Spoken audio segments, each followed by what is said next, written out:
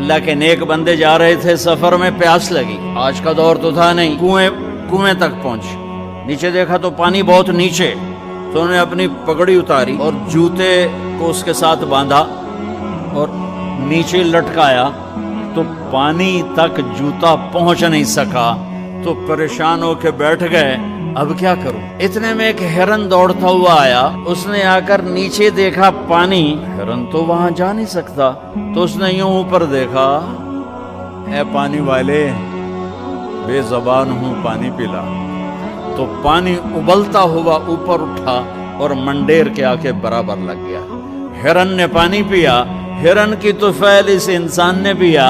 ہرن پیچھے موڑا، پانی نیچے گیا، تو اس کے منہ سے بے ساختہ نکلا کہ میں انسان،